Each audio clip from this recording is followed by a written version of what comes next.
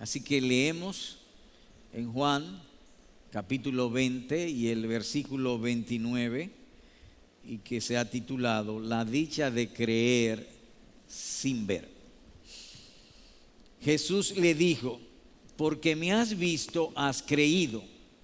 Dichosos los que no vieron y sin embargo creyeron. Notemos al leer el versículo que Jesús le hace una pregunta, y está hablando con Tomás, el que no creía en la resurrección. Porque me has visto, has creído, sería la idea. Y supongamos, para dramatizar, que Tomás dice: sí, ahora que te veo es que creo. Entonces Jesús hace inmediatamente lo que se llama una proposición, o propone algo. ¿Y qué es lo que está proponiendo? Nótense que él habla en singular a Tomás, pero la proposición es en plural: dichosos. Entonces lo universaliza, propone abiertamente: dichosos los que no vieron y sin embargo creyeron. El texto nos está diciendo que por medio del creer sin ver, yo puedo llevar mi alma al gozo. Porque él dice dichoso. ¿Y por qué son dichosos? Los que no vieron y creyeron. Y esto se hace más necesario y perentorio cuando estamos pasando por una calamidad. Imaginemos que alguien tiene un cáncer terminal, o quebró, o cualquier otro tipo de enfermedad, o cualquier adversidad extrema o adversa. Con el solo creer, él puede llevar su alma a gozo.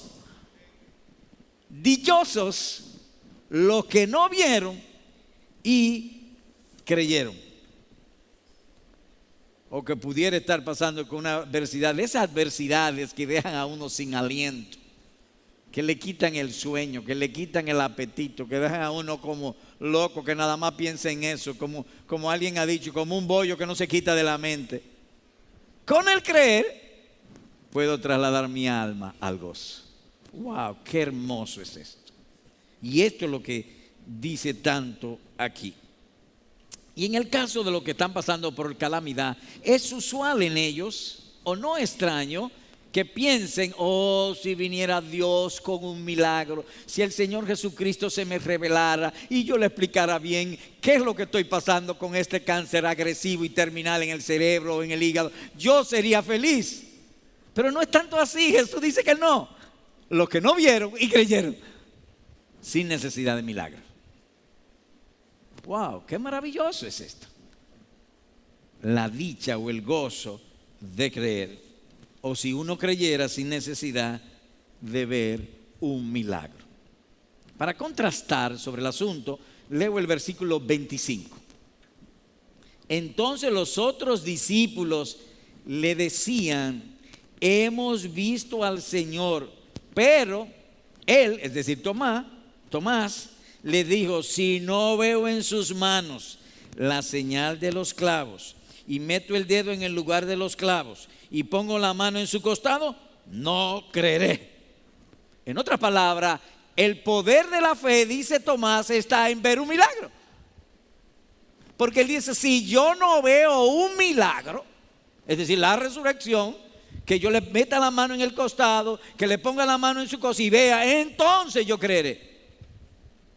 Jesús, como Él es nuestro Salvador, le sale al frente y le dice: no, Tomás, dichoso los que no vieron y creyeron. La dicha está en la fe. ¿Cómo estudiaremos este tema? En dos partes. Uno, las circunstancias de esta proposición. Recuerden que es una proposición. Jesús está haciendo o ha hecho una proposición. Él está proponiendo algo. Y dos, excelencia y ventajas de creer sin ver. Así que entremos a lo primero, las circunstancias de esta proposición. Y leeremos de nuevo el versículo 25 para notar que Tomás cayó en débil desconfianza, que si él hubiera estado no la hubiese tenido, pero estuvo en débil desconfianza, así que leo otra vez. Entonces los otros discípulos le decían: hemos visto al Señor. En otra palabra, los otros discípulos estaban gozosos y traen el testimonio y le dicen: hemos visto al Señor. Un grupo, no una persona, un grupo. Pero la partícula gramatical de contraste, él les dijo: si no veo en sus manos la señal de los clavos, yo tengo que verlo, y meto el dedo en lugar de los clavos y pongo la mano en su costado, no creeré. Y aquí vemos algo que llama nuestra atención, y es en términos generales: si nuestros sentidos no ayudan a nuestra fe, caemos en arrogancia. ¿Y cuál fue los sentidos? Primero, el oído. Hace un tiempo Jesús le dijo que al tercer día iba a resucitar. Él lo oyó, le llegó aquí, pero no le llegó aquí. En otras palabras, le entró a la oreja, pero no al corazón. Es decir, que su oído no colaboró con su fe. Ahora sus ojos se niegan a lo mismo, se cierran.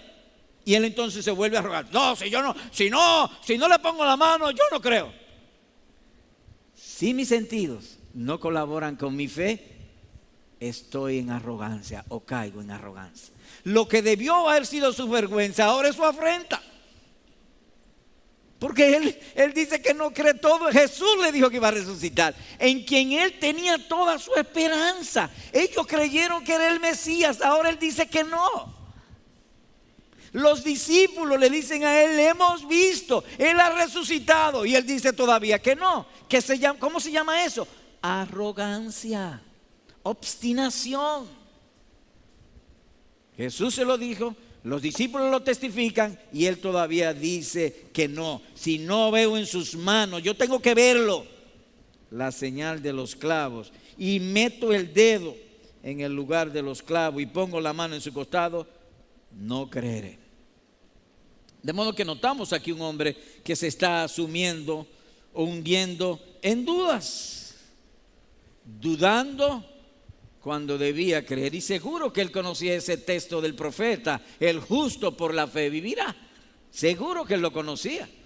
Él era un judío, sin embargo él no está de acuerdo con eso.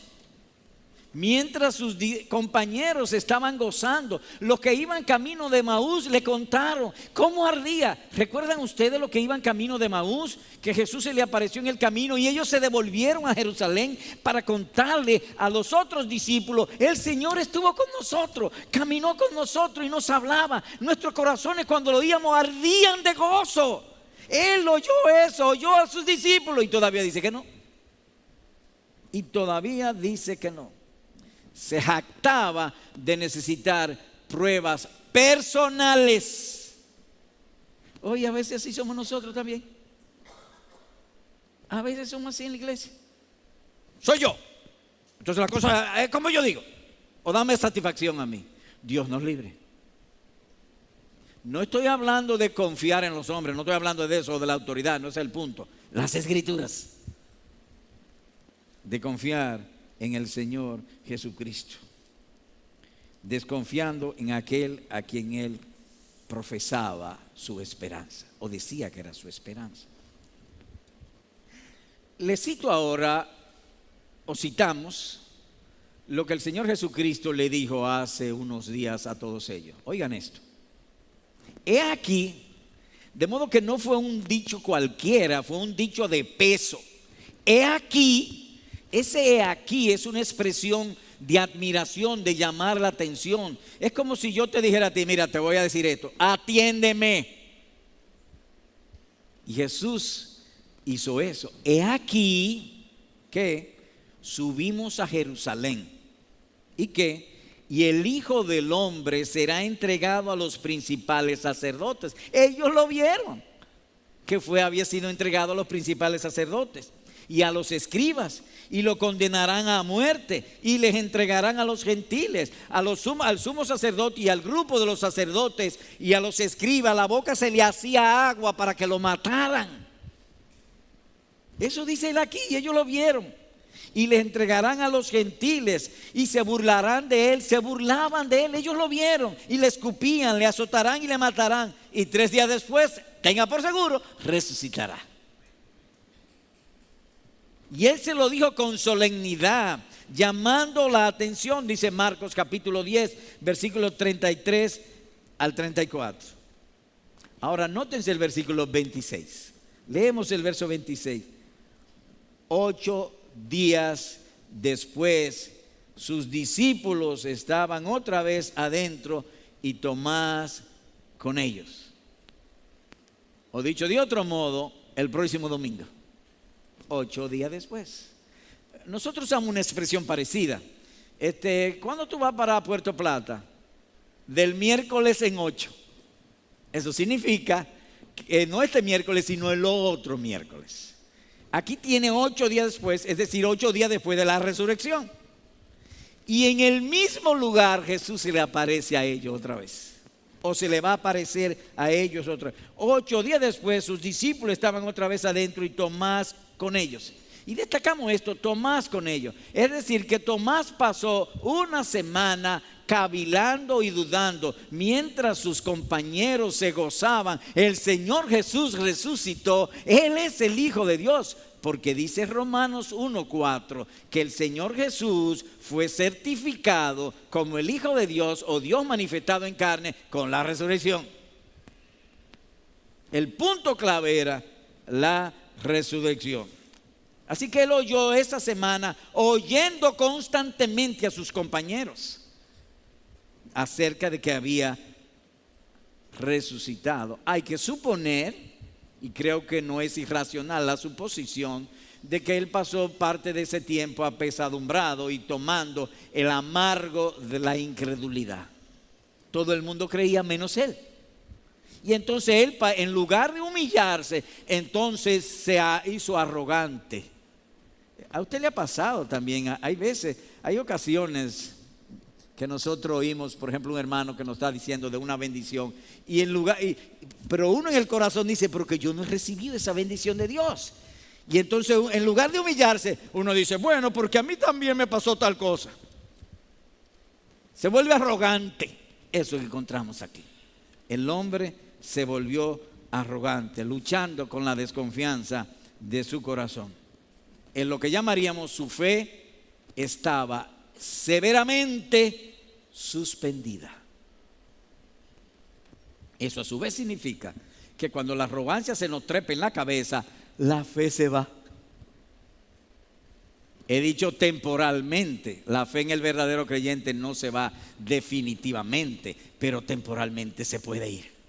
Hay veces en que Cristo permite que sus hijos se le vaya la fe por un tiempo. ¿Y cuándo? Cuando ellos se vuelven arrogantes, en lugar de ser humildes. Y hay algo más que aprendemos aquí, y lo voy a leer, porque aplica. No todos los cuerpos son igualmente curados con la misma medicina, ni tampoco todas las almas por los mismos instrumentos o medios de fe. Unos son resistentes al medicamento, en cambio otros son más fácilmente curables. Termina la cita. Es decir, los demás fueron fácilmente curables, pero Tomás no. Tomás fue resistente al medicamento. Pero sobre todo, amados hermanos, hay algo que el predicador se goza ahora en destacar: la fidelidad del oficio de nuestro hermoso Señor y Salvador Jesucristo en salvar. Su fidelidad en salvar. Versículos 26 y 27. 8 días después, vuelvo al punto, 8 días, es decir, el próximo domingo. Y de paso vemos cómo Cristo tan pronto resucita, honró el primer día de la semana o domingo, ya no el sábado, el domingo. 8 días después, sus discípulos estaban otra vez dentro y Tomás con ellos. Y estando las puertas cerradas, él aprovechó que la puerta estaba cerrada para mostrar aún más que él es el Mesías. Su amor por ellos, confirmar a los que creían y a Tomás sacarlo de su error.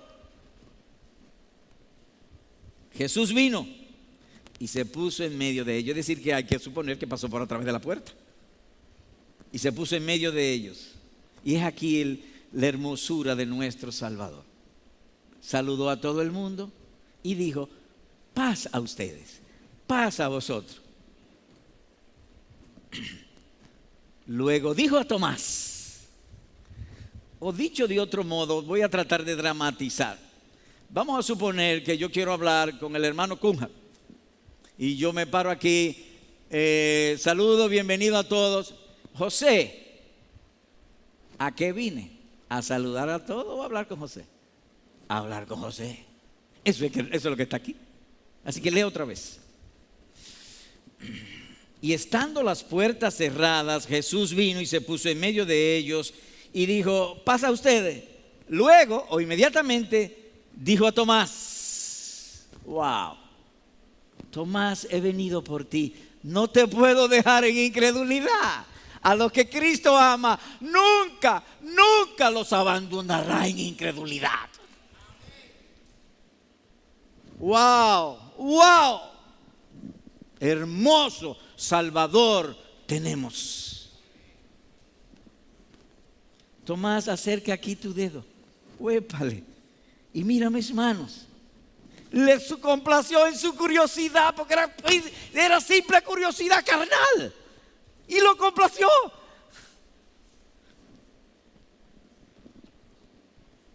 Extiende aquí tu mano y métela en mi costado, y no seas incrédulo, sino creyente. La ternura con que le habló. Y tú te fuiste para allá y en lugar de estar con los discípulos, por eso no me viste. No, eso haría tú y yo, pero no Jesús. No Jesús. Hay un texto que a mí me carga, mucho me carga, y es este: misericordia quiero, no sacrificio, dice nuestro Señor, dice nuestro Dios. Pero nosotros los evangélicos de este tiempo primero ponemos la regla y después la compasión. Y es al revés, primero la compasión y después la regla, sin separar una de otra. La compasión: mete tu mano aquí, tócame. Y no seas incrédulo, sino creyente. Hermoso, hermoso pasaje. No lo abandonó en la dureza de su incredulidad, sino que se compadeció de él, lo rescató. Algo más: hay veces en que tú y yo pudiéramos caer en un error o en un pecado que no hay manera que ningún hombre pueda sacarnos, pero Cristo no nos va a abandonar. Él vendrá a rescatarnos. Ni sus discípulos, ni los que iban camino de Emaús pudieron sacarlo de esa incredulidad. Entonces Jesús vino directamente. Y eso aplica a Tomás, eso aplica a Pedro, y eso aplica a ti también. Por eso decimos: nuestro hermoso Señor y Salvador y amoroso Cristo Jesús. Quisiera que se me saliera la lengua voceando esto, porque yo voceaba antes Unión Cívica y en los partidos políticos, y eso era vanidad. ¿Cuánto más ahora con Cristo? Amén. Jesús mismo va y lo busca. ¿Por qué? Porque Él deja las 99 y sale a buscar la perdida. Aquí la buscó. La buscó.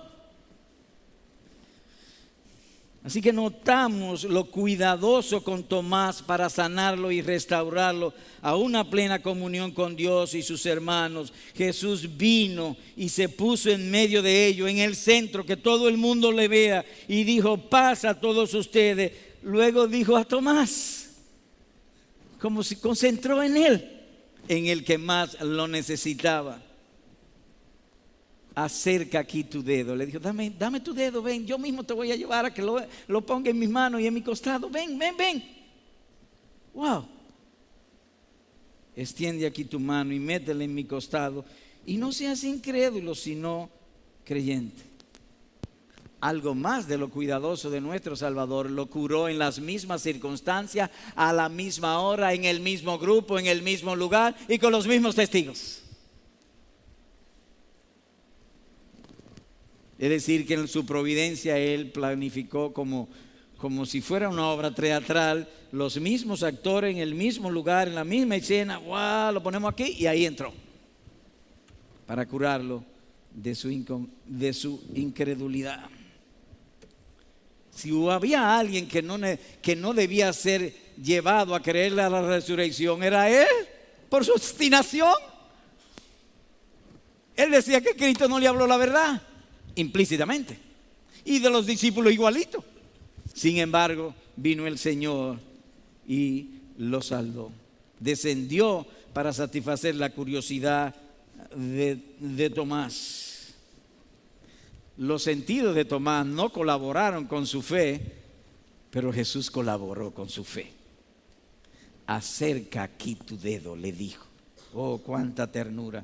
No sea incrédulo, sino creyente. Así que decimos todo, bendito Salvador. Y las palabras de él fueron de tanta compasión que fundieron, derritieron, como si usted tomara el hielo y lo pusiera encima de la hornilla caliente de la estufa, que el hombre se derritió. ¿Saben ustedes que no metió la mano? No la metió. Oh, no. Respondió Tomás y le dijo, Señor mío y Dios mío. Le adoró. En otras palabras, Señor, no necesito meter la mano. Implícitamente, perdóname. Notemos también que hay ocasiones en mis relaciones con los demás que la actitud de los demás se está arrepintiendo aunque la palabra arrepentimiento no aparezca. Tengamos cuidado con eso. No, porque él no se ha arrepentido. ¿Cómo que no se ha arrepentido si te está buscando? Hay veces en que yo cometo una falta con mi esposa y después me pongo a buscarle el lado. ¿Qué significa eso? ¿Que cambié de mente? ¿Y qué es el arrepentimiento? ¿Que cambié de mente? No tiene que usar la palabra arrepentimiento. Digo esto porque algunos de nosotros somos piqui. No, la palabra arrepentimiento no se ha oído. Espérate, cariño.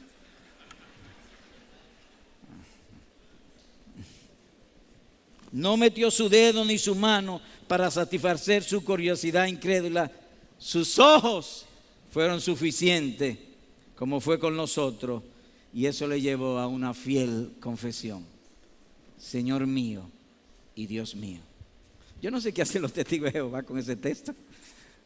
Señor mío y Dios mío. Jesús es Dios manifestado en carne. Dice ahí, tienen que torcer la Biblia para cambiar eso. Bien, pero ese no es el punto. En segundo lugar, excelencias y ventajas de creer sin ver. Dichosos los que no vieron y sin embargo creyeron. Como se dijo al principio, es una proposición donde Jesús nos está diciendo que si estamos pasando por una calamidad, por un problema, con el simple creer, nuestros corazones pueden ser trasladados de aflicción y tristeza a gozo. A gozo. Por eso, a menudo exhortamos, rogamos que una petición que no debe faltar en tus oraciones diariamente y constantemente es esta: Señor, aumenta nuestra fe. Aumenta nuestra fe. Ahora, ¿cuáles serían las excelencias y ventajas? Primero, es lo mismo por fe y por Cristo. Les invito por favor a ir a Marcos capítulo 9. Marcos 9.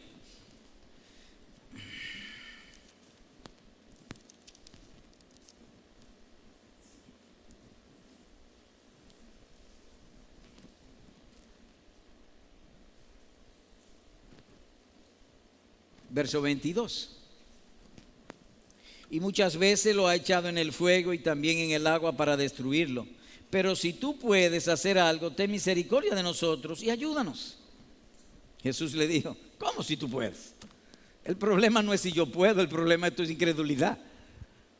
¿Cómo que tú vienes a mí y me dices si tú puedes y tú estás dudando de que si yo puedo o no? Entonces el problema no es que tú no tienes fe. Y Jesús hace una declaración. Y es donde queremos llamar vuestra atención. Todas las cosas son posibles para el que cree. Cuando uno lee esta parte, parecería que Jesús está diciendo que la fe es el poder. El que cree, todo lo es posible. Es decir, que el poder de la fe. Sin embargo, si usted sigue leyendo, especialmente en el versículo número 25, notamos que el milagro lo hizo Jesús. Ahora, ¿qué inferimos de esto? Que Jesús le dije al que cree todo lo es posible, sin embargo el milagro lo hizo Jesús. En cierta manera, no la fe. ¿Qué inferimos de todo esto? Que cuando nosotros creemos sin ver, es como si Jesús viniera a nosotros para hacernos el favor que necesitamos.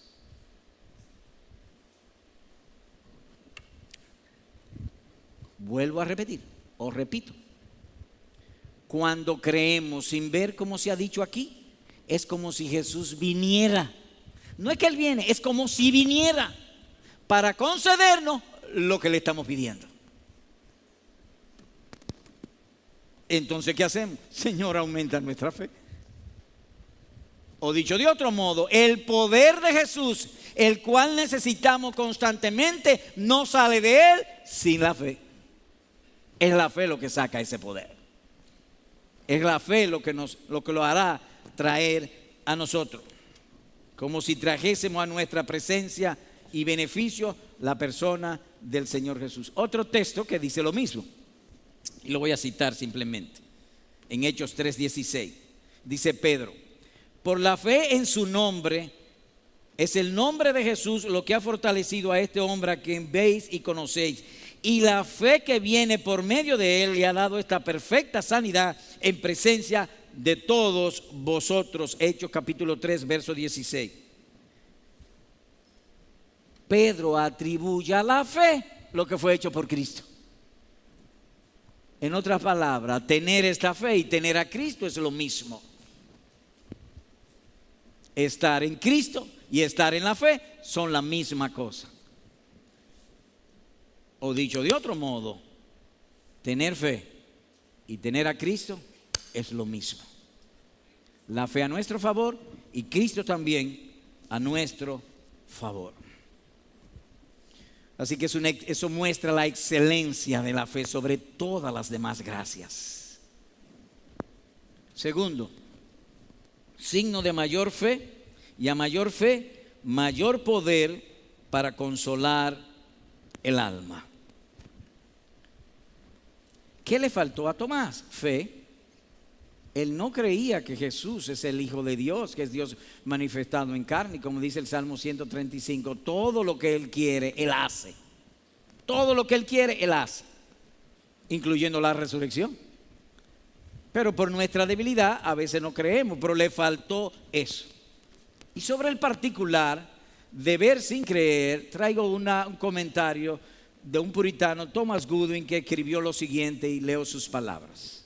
Leo: Dios es espíritu, y mientras menos se necesite de las cosas creadas para confiarle, mayor es la espiritualidad de la persona. Dicho de otro modo, que sería más glorioso si uno confía en Dios y su palabra sin ayuda de ninguna otra cosa.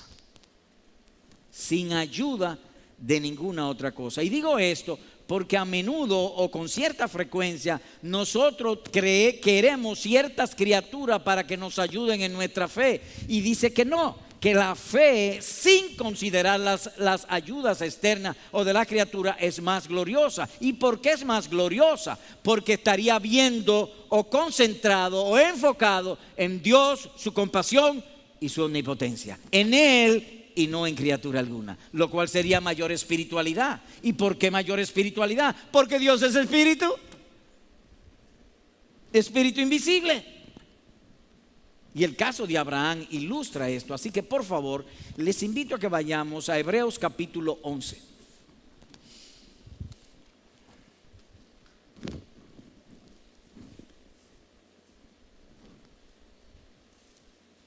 Hebreos 11.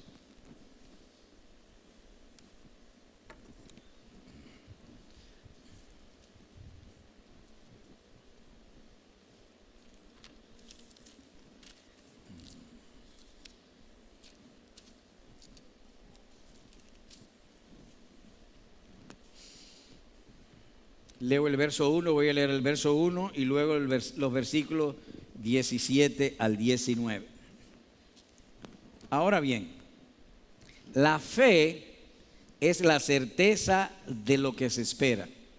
O dicho de otro modo, de algo que estamos esperando que está fuera de mi poder y alcance. Yo simplemente lo espero. Y lo estoy esperando porque si tuviera en mi poder lo traigo, pero no está en mi poder. Así que yo lo estoy esperando, está fuera de mi poder y de mi alcance. La fe es la certeza de lo que se espera, la convicción o demostración de lo que no se ve. Esa es la esencia de la fe. Versículo 17 en el caso de Abraham. Por la fe Abraham, cuando fue probado, ofreció a Isaac, y el que había recibido las promesas ofrecía a su único hijo. Dios le había prometido que en su hijo Isaac serían benditas todas las naciones, y la tierra que él estaba pisando, todo eso sería de él y sería padre de muchas naciones. A través de Isaac, ahora le piden a Abraham que mate a su hijo Isaac. Es decir, que hay que suponer que en cualquiera de nosotros sucede eso y va a haber un conflicto. No, quizás yo no entendí lo que Dios me dijo. Déjame preguntarle otra vez, porque yo como que no entendí. Sería esa la idea. Verso 18. Os leo del 17. Por la fe Abraham, cuando fue probado, ofreció a Isaac, y el que había recibido las promesas ofrecía a su único hijo. Fue a él a quien se le dijo: en Isaac te será llamada descendencia. Verso 19. ¿Qué hizo Abraham? ¿Dónde puso su mente? ¿Dónde puso su corazón? Él consideró que Dios era poderoso para levantar aún de entre los muertos, de donde también en sentido figurado lo volvió a recibir. En otras palabras, que la fe de Abraham se destaca de que todo lo resolvió en su mente. Consideró y enfocó en Dios. Oye, pero ven acá, si yo, siendo de 99 años, un viejo, un anciano, hecho tripa, y mi mujer que era estéril y que ya no tenía ni siquiera la costumbre, me dio un hijo, pues entonces ya no lo tengo que considerar. ¿Qué es lo que tú quieres? ¿Que lo mate? ¡Ay! Lo fue y lo va a matar. Y lo mató, en su corazón lo mató. Él levantó el cuchillo, el ángel le agarró la mano, pero en su corazón él lo mató a su hijo Isaac. ¿O qué quiero decir con esto? La dicha de creer sin ver. Eso es lo que está diciendo. Todo fue en su mente. Vuelvo a leer el verso 19. Recordemos que en el verso 17 fue probado. Por la fe Abraham, cuando fue probado, verso 19, él consideró que Dios era poderoso para levantar a uno de entre los muertos. Dios todo lo que quiere, Él hace. Así que si Él quiere que lo mate, pues yo lo mate, no tengo problema con eso. Confió en Dios y su promesa, cosa que no pudo hacer Tomás, porque Cristo había prometido que volvería a ellos o resucitado. Así que esta fe, la fe que está hablando aquí, no se apoya en los 5 sentidos, sino en que Dios es omnipotente, de inmensa compasión, de inconmensurable misericordia, y el único y sabio Dios. Solamente en eso concentrarse. Y nuestro Redentor lo dice de esta manera: dichosos los que no vieron y sin embargo creyeron. Tercero, la fe sin vista honra más a Dios que la fe ayudada. Y aquí en esta parte, les pido por favor ir al Salmo 39, hay algo que quiero destacar porque creo que es de mucha utilidad a nosotros en este tiempo de nuestro peregrinar. Salmos 39.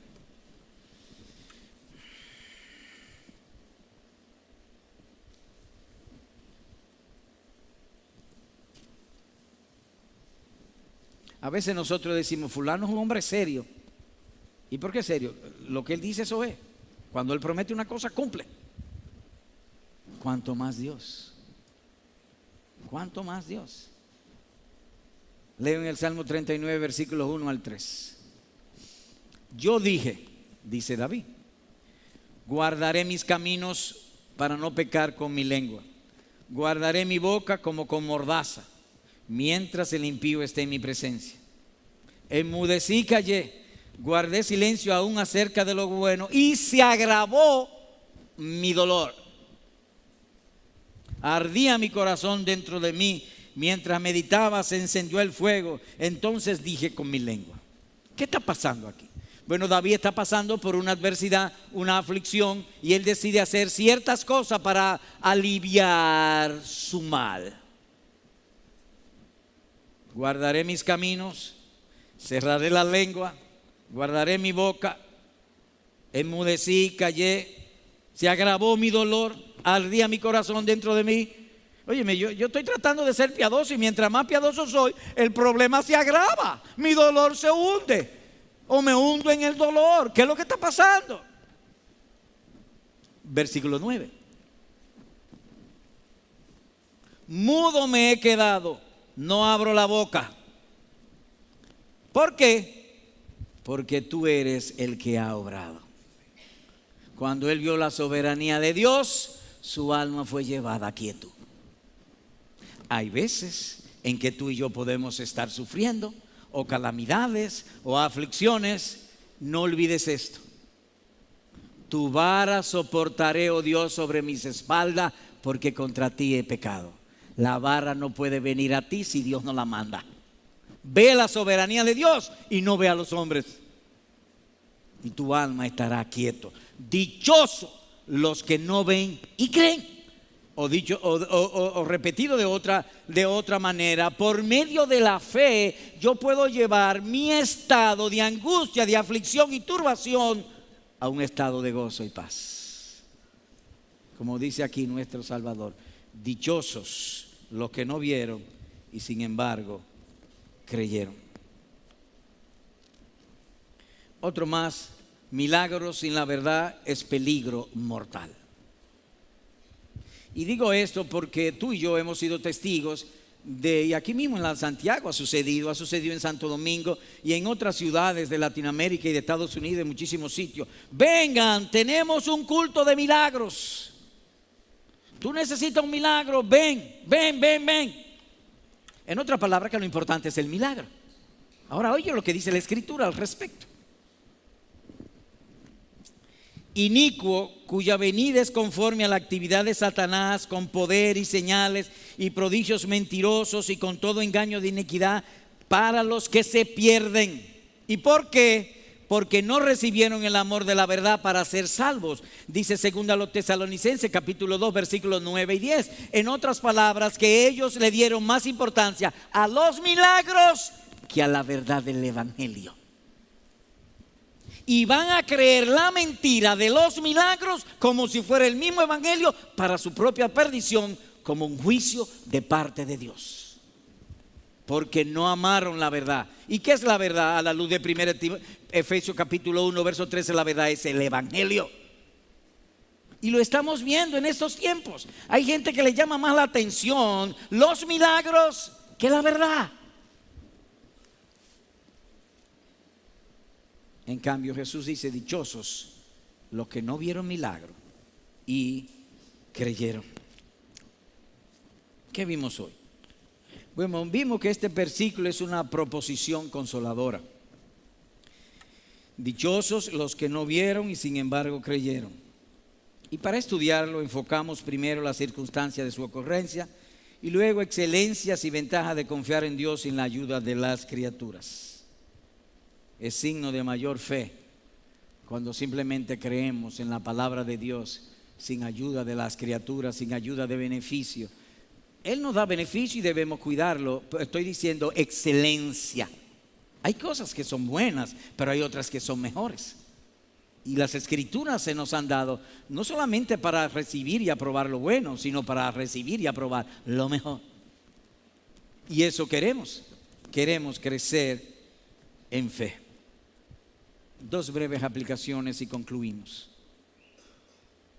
Hermano amado, recibe esta verdad como una urgente invitación a buscar un alto grado de tu fe.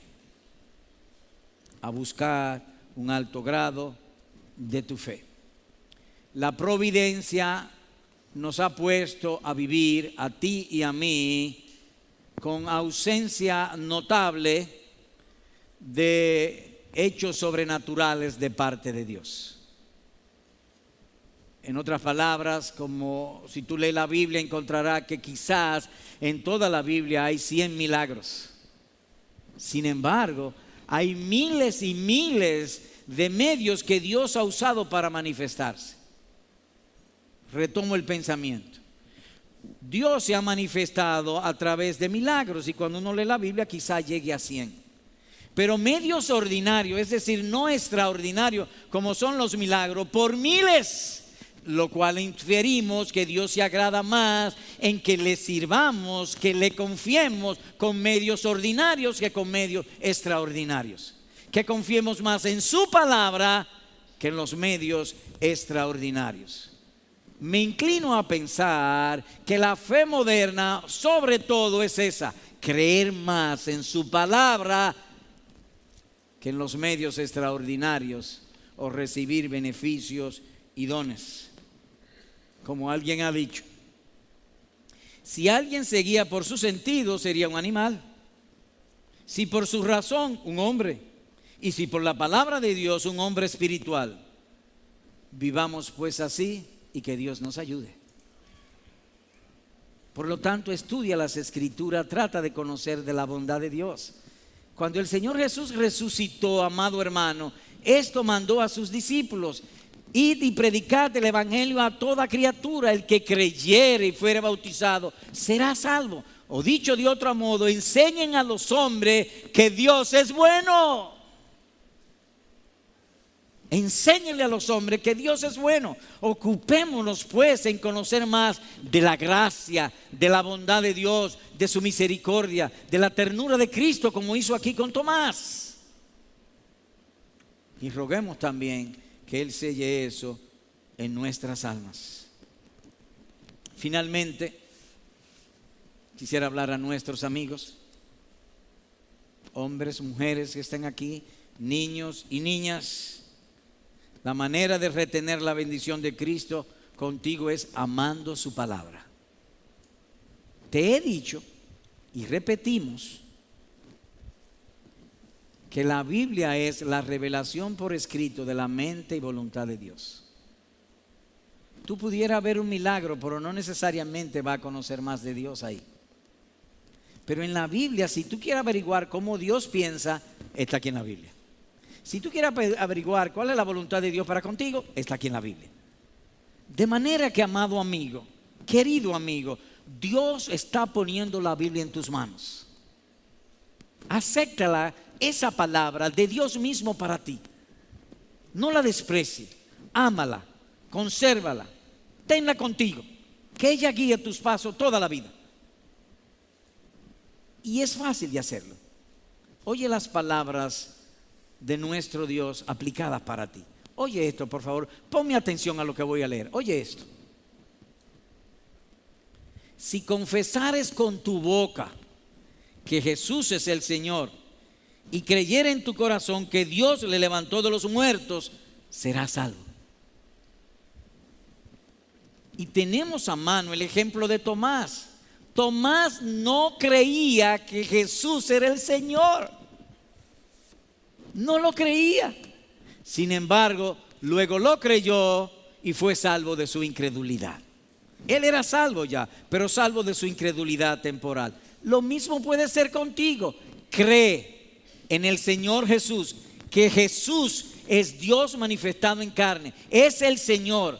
Y si tú crees que Dios le levantó de los muertos, que Él resucitó y que está en los cielos sentado a la diestra de Dios Padre, todo eso lo que tiene que hacer es creer y serás salvo. En tu asiento. Los que son cristianos ahora fueron cristianos sentados. Ellos estaban sentados, oyeron el evangelio y creyeron sin hacer ninguna obra. Para que tú no vayas a pensar, que tengo que hacer esto, que tengo que hacer lo otro antes de seguir el evangelio. No, amigo, no. Es creer que si confesares con tu boca que Jesús es el Señor y creyeres en tu corazón que Dios le levantó de los muertos, serás salvo. Dios te ha hablado en esta mañana, querido amigo, para eso solo, para que tú seas salvo. Amén.